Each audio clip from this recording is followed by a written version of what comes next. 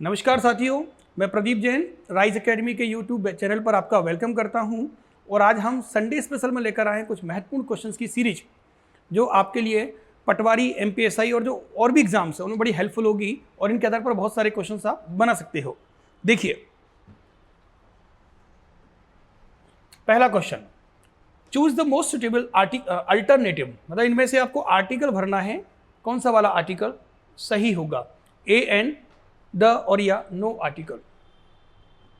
सबसे पहले तो ये जान लीजिए कि आर्टिकल जो है वो नाउन की पहचान बताता है। अगर नाउन डेफिनेट है तो हम द का यूज़ करेंगे और इनडेफिनेट है तो ए और एन का यूज़ करेंगे। क्योंकि समय का विशेष अभाव है तो मेरा जो मिशन है, जो ऑब्जेक्ट है, वो कुल क्वेश्चन को टारगेट करना है। तो फटाफट हम लोग लगाते हैं, स्पीड टेस्ट है ये, बहुत जल्दी। तो let us discuss the matter seriously, यहाँ पर आर्टिकल द का यूज़ करेंगे, सही। Let's discuss matter seriously, the matter होगा क्योंकि जिसके बारे में हम डिस्कस कर रहे हैं वो डेफिनेट होगा, ठीक है। नेक्स्ट वन देखिए, second, Ramesh is addicted smoking. ये एडजेक्टिव है और ऐसे तीन एडजेक्टिव्स और तीन चार एडजेक्टिव्स और भी होते हैं, जैसे with a view to, with a view, इसके बाद भी टू आता है। अकस्टम्ड भी होता है, accustomed, accustomed to. Habituated to, habituated to. और एक और होता है is are am plus used to, plus use to, इनका ध्यान रखना। और एक एडिक्टेड, इनके बाद हमेशा टू आता है और टू के बाद हम जिरेंड का प्रयोग करते हैं। जिरेंड का मतलब होता है वर्ब की फोर्थ फॉर्म, आईएनजी फॉर्म को जिरेंड कहते हैं, जो कि नाउन के इक्विवेलेंट होता है। तो याद रखना है कि इनके बाद प्रपोजिशन टू आएगा और टू के बाद जिरेंड का यूज करेंगे। तो ये देखिए, with a view to, accustom to, habituated to, is are am, use to. यहां पर यूज्ड जो है वो एक एडजेक्टिव है। तो इसका आंसर जो आएगा, Ramesh is addicted to smoking, C. Ramesh को स्मोकिंग का शौक है। रमेश इज या आदि है, नेगेटिव सेंस में यूज करते हैं एडिक्टेड का यूज। तो ध्यान रखना है, ये 4-5 वर्ड सी हैं। विद ये फ्रेज बोलेंगे अपन इनको, with a view to, accustom to, habituated to, is are am, use to और एडिक्टेड टू। एक और है ऑब्जेक्शन टू। मुझे इस चीज को बार बार बताने में कोई आपत्ति नहीं है। I have no objection to repeating या to telling you again and again. Objection to, आप एक ऑब्जेक्शन के बाद भी टू का यूज करते हैं। ऑब्जेक्शन, ऑब्जेक्शन के बाद भी हम टू का यूज करते हैं, ऑब्जेक्शन टू, है ना। I have no objection to telling you this concept again and again, ठीक है। आंसर मिल गया। चलिए third question, we obey the laws of the country. इसमें हमने आर्टिकल, मॉडल्स, आर्टिकल है, मॉडल्स है और टेंस और भी कई ग्रामर के जो कंटेंट्स हैं उनसे क्वेश्चन लिए गए हैं, जो बहुत महत्वपूर्ण है और बहुत बेसिक क्वेश्चंस हैं। देखिए, आज की जो सिचुएशन चल रही है उनसे हम परिचित हैं कि बच्चे को हजारों क्वेश्चंस नहीं लगवाना है, ऐसे क्वेश्चंस लगवाना है जो एग्जाम में आ जाएं बस, और बहुत सिलेक्टेड। मैं बहुत ज़्यादा सीरीज नहीं लेके आऊँगा आप लोगों को, बहुत ही सिलेक्टेड क्वेश्चंस की सीरीज है और इतने ही क्वेश्चंस आप लगा लीजिए, आपको बहुत हेल्प मिल जाएगी एग्जाम में और हो सकता है इनमें से ही क्वेश्चंस आ जाए। तो we obey the laws of the country. देखिए, यहाँ पर मे नहीं आएगा क्योंकि मे का जो यूज़ है वो परमिशन के लिए करते हैं, संभावना के लिए करते हैं, शुभकामना के लिए यूज़ किया था मे का। मे का यूज शुभकामना के लिए और पर्पस के लिए किया था, तो मे आएगा नहीं। कैन का प्रयोग एबिलिटी के लिए करते हैं, कैपेसिटी, पावर के लिए, तो कैन भी नहीं आएगा यहाँ पर। माइट भी नहीं आएगा, ये रिमोट पॉसिबिलिटी बताता है। इसका आंसर होगा डी, मस्ट। कंपल्सन है, लॉ के सेंस में हम यूज करें तो हम मस्ट का यूज करेंगे। तीन मॉडल्स होते हैं, एक होता है ऑट टू, ऑट टू, एक होता है शुड और एक होता है मस्ट। ये तीन होते हैं।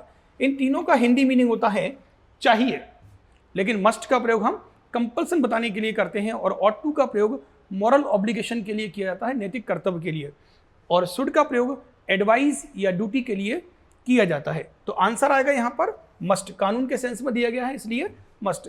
जैसे बोलते हैं ना, एवरी कार मस्ट हैव, या every car manufacturing company must have seat belts, ठीक है, तो मस्ट आएगा। Synonyms of transform is, transform का सिनोनिम क्या होगा? सेंड अवे, चेंज, कन्वे या पास अवे। पास अवे का मतलब होता है मर जाना, पासर बाय बोलते हैं ना, पास अवे। कन्वे किसी मैसेज को किसी दूसरे को भेजना, सेंड अवे इसका आंसर आएगा चेंज। ट्रांसफॉर्म मीन्स बदलना होता है, परिवर्तन करना होता है। फोर्थ का बी आएगा। एंटोनिम ऑफ एनिमी, एनिमी का एंटोनिम क्या होगा? अपोजिट। तो विलेन तो सिनोनिम हो जाएगा। विलेन का मतलब होता है शत्रु या जिसको बोलते हैं खलनायक, है ना। एडवाइस सलाह होता है, ये वर्ब है, तो ये भी नहीं होगा आंसर, ये भी नहीं होगा। और ये आंसर है सी वाला, फ्रेंड। एनिमी का फ्रेंड। और एक्वेंट का मतलब होता है जान पहचान, तो ये तो आंसर नहीं होगा, ये परिचय होता है। फेमिलियर इसका सिनोनिम हो सकता है, फेमिलियर। एक्वेंट मींस जान पहचान, तो आंसर आएगा फिफ्थ का सी। देखिए बहुत ज्यादा क्वेश्चंस नहीं है, एक एक क्वेश्चन एंटो, एक सनो, एक वन वर्ड, एक ईडियम, इस तरह से क्वेश्चंस पूछे जाएंगे। ही रेडली एग्रीड माई प्रपोजल, लगाइए इसमें क्या लगाएंगे आप लोग? विद आएगा कि टू आएगा? देखिए याद रखना है, एग्री के बाद विद का प्रयोग हम तब करेंगे जब लिविंग होगा कोई नाउन, और एग्री के बाद टू का यूज हम तब करेंगे जब नॉन लिविंग होगा कोई नाउन। लिविंग और नॉन लिविंग का आपको ध्यान रखना है। तो इसका जो आंसर है वो ही readily agreed to my proposals होगा, टू आएगा। ये गलत हो जाएंगे अगर भरेंगे तो आप। विद का प्रयोग तब करते, ही रेडली एग्रीड विद मी या विद मोहन या विद माई फ्रेंड, तो इसलिए विद नहीं आएगा, आंसर आएगा छठवे का आंसर होगा बी वाला, टू। नेक्स्ट वन देखिए, द ट्रेन अराइव्ड, क्योंकि प्रपोजिशन एक ऐसा टॉपिक है जैसे 3 से 4 क्वेश्चन आने की संभावना है, प्रपोजिशन और determiners. The train arrived the station at 7 AM, तो यहां पर एट का यूज हो गया क्योंकि एग्जैक्ट टाइम बताने के लिए हम एट का प्रयोग करते हैं। देखिए जो एट है उसका प्रयोग हम स्मॉल प्लेस को बताते हैं, छोटी जगह के लिए एट का प्रयोग किया जाता है। एट का प्रयोग एग्जैक्ट टाइम के लिए करते हैं।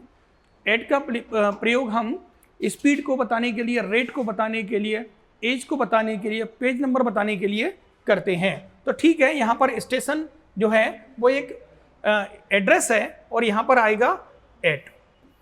The train arrived at the station at 7 AM, मतलब एक ही सेंटेंस में 2 प्रपोजिशंस आ गए। गलत नहीं है, बिल्कुल सही है। The train arrived at the station at 7 AM, ठीक है, इसका आंसर आएगा डी। ये नहीं होंगे। ऑन का प्रयोग हम तब करते हैं जब ऑन का प्रयोग तब करते हैं जब कोई चीज 2D में होती है। 2D का मतलब जैसे टेबल पर है ना, छत पर, तो हम ऑन का प्रयोग करते हैं, छत पर या टेबल पर, किसी पर या सड़क पर। चलिए नेक्स्ट वन देखिए, I think he was there between. Between का प्रयोग 2 के बीच में करते हैं, बिटवीन एक प्रपोजिशन है। अमंग का प्रयोग 2 से अधिक के लिए करते हैं, और अमंगेस्ट का प्रयोग हम तब करते हैं जब कोई नाउन या प्रोनाउन वोवेल से स्टार्ट होता है और प्लूरल होता है, और बिटवीन के बाद एंड का यूज किया जाता है, ना कि टू का। इसका जो आंसर है, I think he was there, there means वहां, between 7 AM and 4 PM, answer होगा सी वाला। ये सब गलत हो जाएंगे अगर आप भरेंगे तो। बिटवीन के बाद एंड का प्रयोग किया जाता है और बिटवीन का यूज 2 के लिए किया जाता है। Ram distributed books between every boy and the next होगा, every boy and the each and every नहीं होगा, वहां पर हम यूज करेंगे Ram distributed books between each boy and the next, क्योंकि 2 के लिए करते हैं। अगर आप ईच एंड एवरी कर दोगे तो गलत हो जाएगा बिटवीन के बाद। ठीक है, कम समय में ही हम लोगों को डिस्कस करना है, तो बिटवीन के बाद हम एंड का प्रयोग करते हैं। लगता तो अच्छा, टू भी अच्छा लग रहा था, है ना, तो फ्रॉम टू के सेंस में यूज करते हैं। रनिंग सिंस 3 o'clock, देखिए ये परफेक्ट कंटिन्यूअस टेंस का क्वेश्चन है। अगर कोई एक्शन पास्ट में स्टार्ट हुआ है और अभी भी चल रहा है, खत्म नहीं हुआ है, तो उसे कहते हैं परफेक्ट कंटिन्यूअस टेंस। और इसमें निश्चित समय के लिए सिंस का प्रयोग करते हैं और अनिश्चित समय के लिए फॉर का यूज किया जाता है। तो देख लीजिए आप, सिंस 3 o'clock से बारिश हो रही है, सिंस 3 o'clock, जिसका आंसर होगा इट हैज बीन। अगर आप ये वाला कर देंगे तो आपको टाइम को रिमूव करना पड़ेगा, क्योंकि इट इज रेनिंग का मतलब होता है कि बारिश हो रही है, लेकिन ये टेम्परेरी है, कब से हो रही है नहीं पता, या हो चुकी है ये भी नहीं पता। ठीक है, ये हम और डिटेल में डिस्कस करेंगे टेंस में। बाकी इसका आंसर आएगा सी वाला। 10th क्वेश्चन देखिए, if he a word he would fly high in the sky, ये हाइपोथेटिकल सेंटेंस है, जिसे हम इमेजिनरी सेंटेंस भी कहते हैं कंडीशनल क्लॉज में। यदि वह पक्षी होता तो हवा में उड़ता, तो if he were a bird, B आएगा इसका आंसर, वॉज नहीं आएगा। Question number 11, he was ill he could not go there. देखिए एज सुन एज का प्रयोग हम तब करते हैं जैसे ही के सेंस में, जैसे ही मैं स्टेशन पहुंचा ट्रेन छूट गई, तो बट जैसे ही वह बीमार हुआ he could not go there, वहां नहीं गया, ऐसा नहीं हो सकता है ना, तो ये नहीं होगा आंसर। और ये तो टाइम बताता है, this is the opposite of the now, और ये होता है इंग्लिश में एडवर्ब। क्या कहलाता है ये इंग्लिश में? एडवर्ब। और ये है तीनों कंजंक्शन, ये तीनों कंजंक्शन है, एज सुन एज टाइम का कंजंक्शन है, ऑल्दो कंट्रोवर्शियल सेंटेंसेस को जोड़ने का काम करता है कि यद्यपि वह बीमार था फिर भी वो यहाँ आया, बट वो बीमार था नहीं आया, तो ये नहीं आएगा, ये नहीं आएगा, इसका आंसर आएगा एज। एज का मतलब होता है रीजन बताना, चूंकि वह बीमार था इसलिए वो नहीं आ सका, इसलिए वहां नहीं गया या नहीं आया। ठीक है, तो आंसर आएगा डी वाला, 11 का D. Why are you making, ये फ्रेज होते हैं make a noise, tell a lie, speak the truth, है ना, इन अ हरी, तो इसका आंसर आएगा मेक अ नॉइज। आर्टिकल भरना है, इसमें आपको ए आएगा, ये नहीं भरे जाएंगे, है ना। दैट के तो फंक्शंस बहुत सारे हैं, दैट एक कंजंक्शंस भी है, दैट एक प्रोनाउन भी है, दैट एक डिटर्मिनर्स भी है। ठीक है, द एक डेफिनेट आर्टिकल होता है और ए और एन इंडेफिनेट आर्टिकल्स होते हैं। तो हम ज़्यादा डिटेल में डिस्कस ना करके केवल आपको आंसर्स बताते हैं कि किसका क्या आंसर आएगा सही सही। ये स्पीड टेस्ट है। Don't plug flowers, this is called imperative sentence. Imperative sentence का पैसिव वॉइस बनाना है, तो क्या बनेगा? Let flowers not to be plugged के let flowers not be plugged, इसका आंसर होगा सी वाला। जैसे बोलते हैं ना ओपन द डोर या डू इट, डू इट का पैसिव वॉइस बनाना है, तो क्या बनेगा? Let it be done, let it be done, let it be done, ऐसा किया जाए। और नेगेटिव होता तो let it not be done.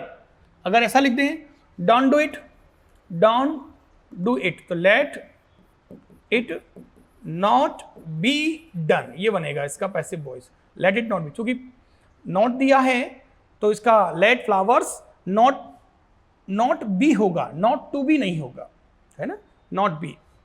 Late flowers not be होगा, नॉट टू बी होगा। देखिए लेट इट बी डन, है ना, इट के बाद बी, ये जो टू है वो नरेशन में लगता है, इसलिए आंसर होगा let flowers not be plucked या लेट फ्लावर्स बी प्लग्ड। तो इसका स्ट्रक्चर होता है लेट, फिर जो भी है इसका ऑब्जेक्ट, बी वर्ब की थर्ड फॉर्म। स्ट्रक्चर क्या बनता है? Let plus object plus be plus verb की थर्ड फॉर्म। और नेगेटिव होता है तो let plus object plus not plus be और वर्ब की थर्ड फॉर्म। और अगर इधर अदर वर्ड्स होते हैं तो हम रख देते हैं उनको। ठीक है, तो आंसर आ गया let flowers not be plugged. चलिए, who taught you English, who taught you English, इसमें दो ऑब्जेक्ट दिए गए हैं, इसको बोलते हैं हम लोग इनडायरेक्ट, इसको बोलते हैं डायरेक्ट। एग्जाम में ये इसके दोनों मतलब दोनों से पैसिव वॉइस बनाया जा सकता है, डायरेक्ट से भी और इनडायरेक्ट से भी। बट हम देखते हैं इसका आंसर क्या आएगा। By whom was English taught to you, by whom were you taught English, by whom. देखिए हु को हम बाय हुम में बदलते हैं तो इसलिए तो आंसर नहीं है। हु का bye whom were you taught English, by whom were you being taught, ये भी नहीं होगा। By whom is English taught to you, तो प्रेजेंट पास्ट में दिया, ये भी नहीं होगा, आंसर होगा पास्ट में। By whom was English taught to you, answer है फर्स्ट वाला। दो ऑब्जेक्ट दिए गए हैं, इसे कहा जाता है इनडायरेक्ट और इसे कहते हैं डायरेक्ट। दो प्रकार के ऑब्जेक्ट्स होते हैं, डायरेक्ट और इनडायरेक्ट। तो जब हम लोग डायरेक्ट से बनाते हैं तो इनडायरेक्ट को टू से जोड़ देते हैं। ठीक है, तो आंसर आएगा 14 का ए। 15 देखिए अब, teacher said that sun rises in the east. देखिए नरेशन दो प्रकार के होते हैं, डायरेक्ट से इनडायरेक्ट और इनडायरेक्ट से डायरेक्ट। इसने क्या किया है, इसमें ये इनडायरेक्ट पूछ लिया, अब हमें इसको डायरेक्ट बनाना है। डायरेक्ट मतलब जिसमें इन्वर्टेड कॉमा और इन्वर्टेड कॉमा आते हैं उसे हम डायरेक्ट नरेशन कहते हैं। तो ये इसमें क्या किया, इनडायरेक्ट कर दिया, अब डायरेक्ट दिखना है हमको। तो इसका जो आंसर है डायरेक्ट नरेशन में वो फर्स्ट वाला आएगा। द टीचर सेड कॉमा फिर inverted comma the sun rises in the east. जब हम इसको सॉल्व करेंगे तब भी वो ऐसा कैसा बनेगा, सिर्फ दैट से जोड़ना है। अगर आप बोलते बी वाला तो ऐसा नहीं होता है, क्योंकि ये यूनिवर्सल ट्रूथ हैबिचुअल फैक्ट और प्रॉवर्ब्स को रिपोर्टिंग स्पीच में आने पर चेंज नहीं किया जाता है टेंस में। जैसा है वैसा ही रहेगा, हम टेंस संबंधी किसी प्रकार का कोई बदलाव नहीं करते हैं। तो ठीक है, आपको आंसर मिल गया ए वाला। Find the odd one out on the basis of singular and plural. इनमें से कौन सा एक अलग है? देखिए, मीजल्स है, मम्स है, रिकेट्स है, रेबीज है, डायबिटीज है, ये दिखते प्लूरल हैं बट होते एक्चुअल में सिंगुलर हैं। ये बीमारियों के नाम, खेलों के नाम, है ना, और बहुत सारे ऐसे वर्ड्स होते हैं। तो इसमें जो अलग है वो है स्पेक्टिकल्स। ये ऑलरेडी प्लूरल होता है और ये पेयर को रिप्रेजेंट करता है। स्पेक्टिकल्स चश्मा होता है, इसका आंसर आएगा डी वाला। ये सब तो सिमिलर हैं, एक जैसे हैं। ठीक है, तो 16 क्वेश्चन हमने कर लिए हैं। अगर आप लोगों को अच्छा लगता है तो आप इसको शेयर करिए और सब्सक्राइब करिए, लाइक करिए, है ना, जिससे मैं और अच्छे अच्छे वीडियोस बनाऊं, क्योंकि मोटिवेशन जरूरी है। मोटिवेशन और इंस्पिरेशन और एनकरेज करना बहुत जरूरी है। तो ठीक है, he a kite during summer vacation every year. देखिए क्या आएगा आंसर। वर्ब की फॉर्म को ही टेंस कहते हैं। वर्ब की 5 फॉर्म्स होती हैं, V1, V2, V3, V4, V5। Singular subject होता है तो वर्ब की 5th फॉर्म का यूज करते हैं। और यहाँ पर टाइम दिया हुआ है। जब मैं टेंस पढ़ाता हूँ तो बताता हूँ कि टाइम ही टेंस का निर्धारण करता है। जैसा टाइम होगा वैसा टेंस को आना पड़ेगा। और टेंस किसे कहते हैं? वर्ब की फॉर्म को। तो इसका आंसर है वो होगा वी वाला, फ्लाइज, क्योंकि एवरी ईयर मतलब हर साल उड़ाता है, वो परमानेंट एक्शन है। और परमानेंट एक्शन को बताने के लिए वर्ब की 1st या 5th फॉर्म का यूज करते हैं प्रेजेंट में। वो पास्ट होता तो हम 2nd फॉर्म का यूज करते हैं। ठीक है, तो आंसर क्या आएगा? फ्लाइज, क्योंकि ही के साथ फ्लाई होगा नहीं, ये गलत हो जाएगा। वर्ब की 5th फॉर्म है ये कौन सी फॉर्म? वर्ब की 5th फॉर्म। ठीक है, नेक्स्ट क्वेश्चन देखिए। They have been standing under the tree. कहां पर खड़े हुए हैं? पेड़ के नीचे। कब से खड़े हुए हैं? 2 बजे से। निश्चित समय है 2 बजे, तो इसमें आएगा सिंस। और अगर अनिश्चित समय होता तो हम यूज करते फॉर का। तो चूंकि टाइम निश्चित है और फ्रॉम का यूज हम करेंगे नहीं, क्योंकि फ्रॉम सेपरेशन को बताता है, या फ्यूचर के किसी निश्चित समय को फ्रॉम से हम जोड़ सकते थे। फ्यूचर के किसी निश्चित समय को फ्रॉम से जोड़ सकते हैं। ठीक है, एट का प्रयोग हम एग्जैक्ट टाइम के लिए करते हैं। और चूंकि परफेक्ट कंटिन्यूअस टेंस में सिंस, फॉर या फ्रॉम का यूज किया जाता है। तो आंसर मिल गया आप लोगों को, सिंस आएगा। They have been standing under the tree since 2 o'clock। Next one देखिए। It since early morning. It since early morning, तो ठीक है, हैज बीन रनिंग होगा, क्योंकि अभी भी चल रहा है, प्रोसेस में है कोई चीज। कोई एक्शन पास्ट में स्टार्ट हुआ हो और अभी भी चल रहा है, उसे बताने के लिए हम, देखो, कोई एक्शन पास्ट में स्टार्ट हुआ और अभी भी चल रहा है, उसे बताने के लिए प्रेजेंट परफेक्ट कॉन्टिन्यूअस का यूज करते हैं, जिसमें समय दिया होता है। अगर कोई एक्शन पास्ट में स्टार्ट हुआ हो और अब नहीं चल रहा हो, उसे कहते हैं पास्ट परफेक्ट कंटिन्यूअस टेंस। कोई एक्शन अभी स्टार्ट ही नहीं हुआ है, फ्यूचर में स्टार्ट होगा, तो उसे हम कहते हैं फ्यूचर परफेक्ट कंटिन्यूअस टेंस। ठीक है, तो इसका आंसर मिल गया डी। 20 क्वेश्चन देखिए। मेरा उद्देश्य है कि बच्चों को हेल्प मिले, अच्छा हो, उनका बढ़िया एग्जाम में सिलेक्शन हो, उनको अच्छे अच्छे क्वेश्चंस मिले जो एग्जाम में आते हैं। इस मोटिव के साथ मैं आपके साथ आया हूँ, है ना। तो प्लीज़ अच्छे से मतलब क्वेश्चन सॉल्व करना। और अगर आप लोगों को अच्छा लगा तो मैं और वीडियोस बनाऊंगा, और लेकिन ऐसे क्वेश्चंस लेकर आऊँगा जो सिर्फ 5 या 10 सीरीज में ही हमें हेल्प मिल जाएगी। मैं 1000, 2000, 5000 क्वेश्चंस की बात नहीं कर रहा हूँ, मैं सिर्फ सेलेक्टेड क्वेश्चंस की बात कर रहा हूँ। ठीक है, my father said to me you can do this work today. ये नरेशन है, आपको डायरेक्ट से इनडायरेक्ट में बनाना है। देखिए कौन सा आंसर आएगा। My father told me that he could do this work.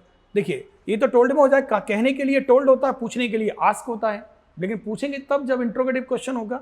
तो इसका सीधा हम आंसर पर पहुंचते हैं। My father told me, him तो हो नहीं जाएगा मी का, है ना। तो my father told me that, you का चेंज करेंगे तो आई हो जाएगा, कैन का पास्ट इसको देखकर कुड हो जाएगा, डू का डू ही रहेगा, दिस का हम दैट कर देंगे, दैट वर्क हो जाएगा, टुडे का हो जाएगा that day.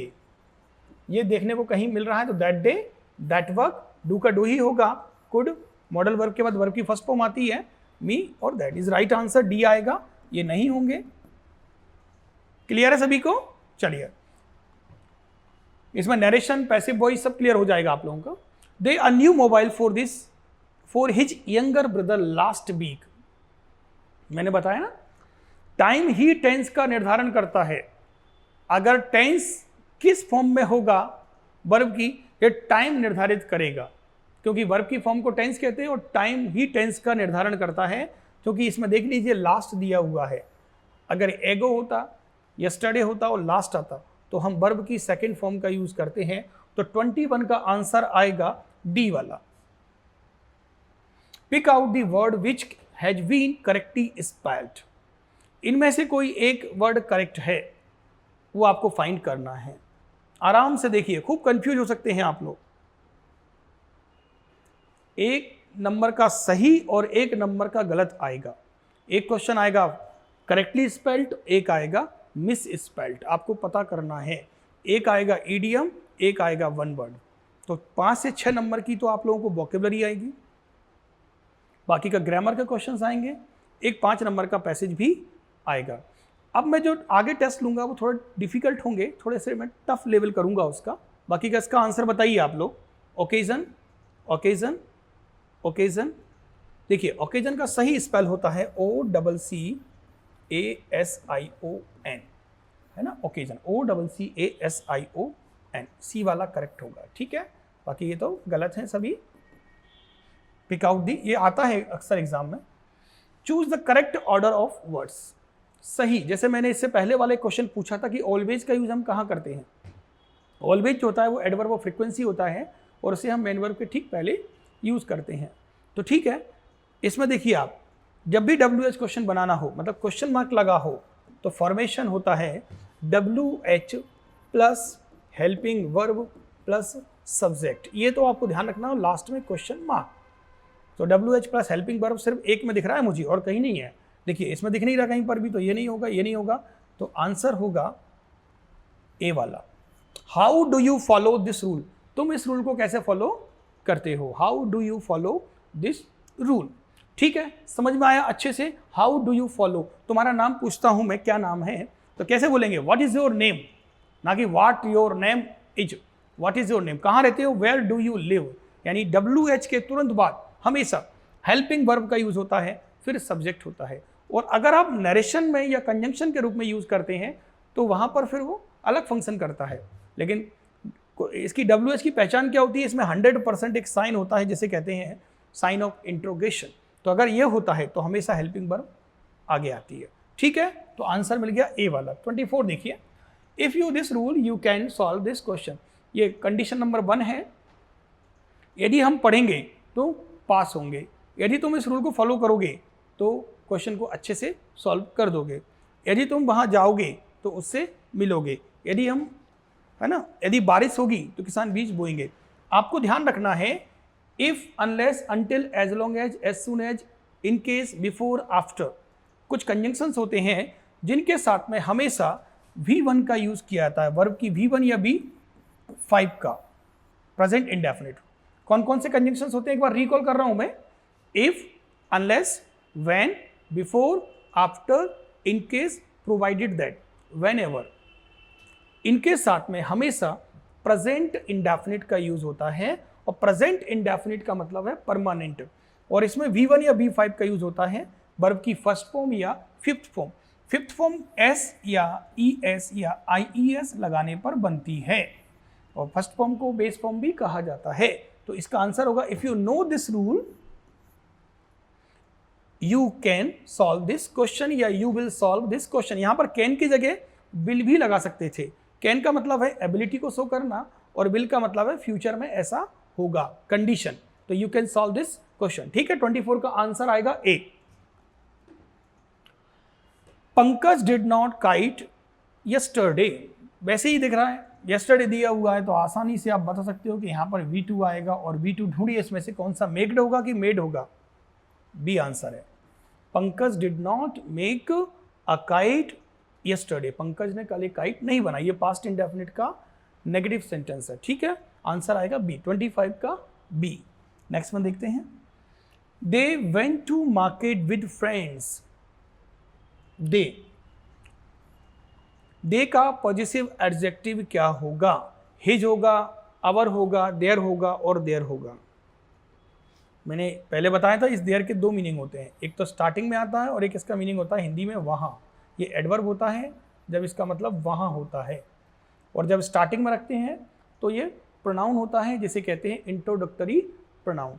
There are many students और आई हैव गॉन देयर, और ये देयर होता है पॉजिटिव एडजेक्टिव। इनके सबके साथ में आपको रखना पड़ेगा एक नाउन, 100% नाउन को बिठालना पड़ेगा आपको इनके साथ। बट चूंकि दे का पॉजिटिव होता है देयर, बताएगा था आई का क्या होगा माई, आई का माई, बी का अवर, यू का योर, ही का हिज, सी का हर, दे का देयर, THEIR। इसका आंसर है सी वाला। ठीक है, इस पर टिक कर दीजिए C. They went to market with their friends, they went to market with their friends.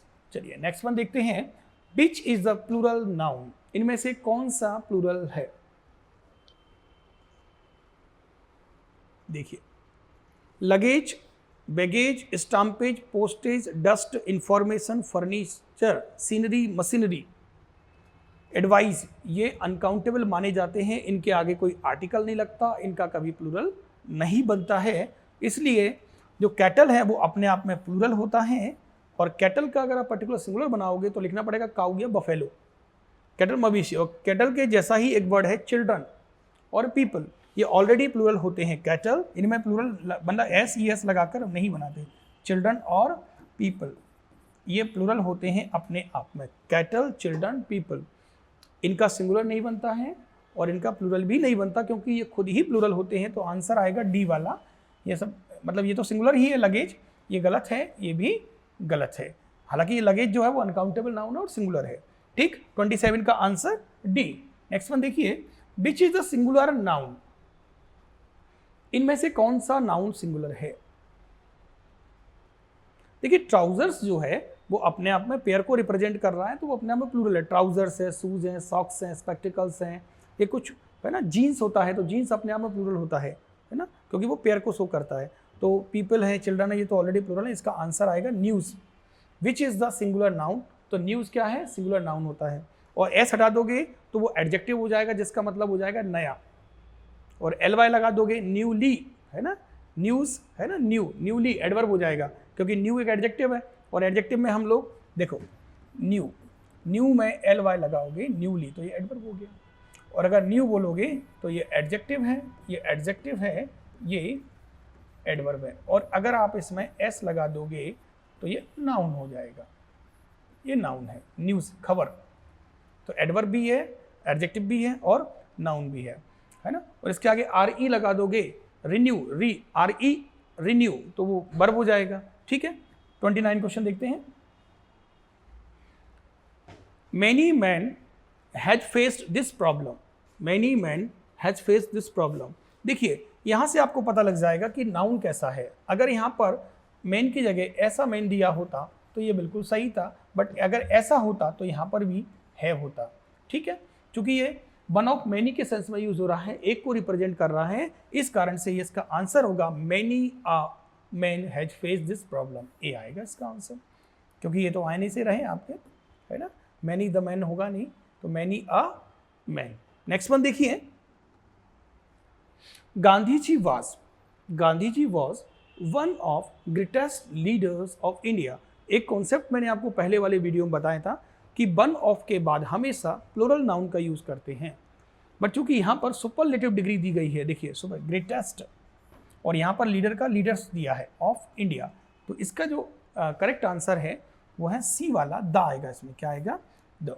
तो Gandhi ji was one of the greatest leader of India. ठीक है, तो 30 क्वेश्चंस बहुत स्पीडली हमने कर लिए हैं। ऐसे ही 30 क्वेश्चंस करके मैं लेकर आऊँगा, और अगर आपको अच्छा लगा हो तो आप कमेंट करके बताइएगा। Thank you.